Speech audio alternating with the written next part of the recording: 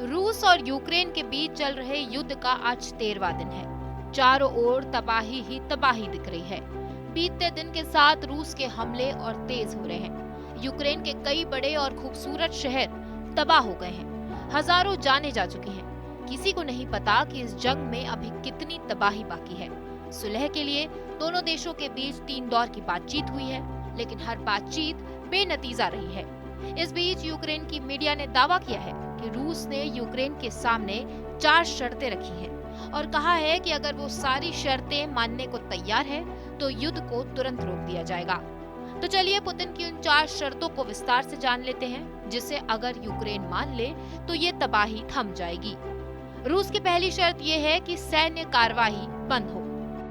रूसी राष्ट्रपति पुतिन ने 24 फरवरी को यूक्रेन के खिलाफ जब जंग का ऐलान किया था, तो पुतिन ने कहा था कि उनका मकसद यूक्रेन पर कब्जा करना नहीं, बल्कि डीमटेरियलाइज करना है। जंग रोकने के लिए रूस की दूसरी शर्त यह है कि यूक्रेन के संविधान में बदलाव होना चाहिए। बता दें कि रूस हमेशा से यूक्रेन के किसी और संगठन में शामिल होने की बात पर नाराजगी जताता आ रहा है। इस महायुद्ध का जड़ मूल कारण ये भी है कि पश्चिमी देशों के बहकावे में आकर यूक्रेन लगातार नाटो में शामिल होने की कोशिश कर रहा है और ये बात पुतिन को पसंद नहीं है। पुतिन को डर है कि अगर यूक्रेन नाटो में शामिल हो गया तो अमेरिका जैसे दुश्मन उसकी दहलीज तक पहुंच जाएंगे। संविधान में बदलाव होने से यूक्रेन का नाटो और ईयू जैसे संगठन में शामिल होना नामुमकिन हो जाएगा। रूसी ने तीसरी शर्त ये रखी है कि यूक्रेन क्रीमिया को रूसी हिस्से के रूप में मान्यता दे। क्रीमिया कभी रूस का हिस्सा हुआ करता था, जिसे साल 1954 में तत्कालीन सोवियत संघ के नेता निकिता क्रुश्चेव ने यूक्रेन को तोहफे में दिया था, लेकिन मार्च 2014 में रूस ने हमला करके क्रीमिया को रूस में मिला लिया था। हालांकि यूक्रेन इसे मान्यता नहीं देता। रूस ने कहा कि अगर वो क्रीमिया को रूसी हिस्से के तौर पर मानेगा तो युद्ध बंद हो जाएगा। रूस ने डोनेत्स्क, लुहांस्क को स्वतंत्र देश मानने की चौथी शर्त रखी है।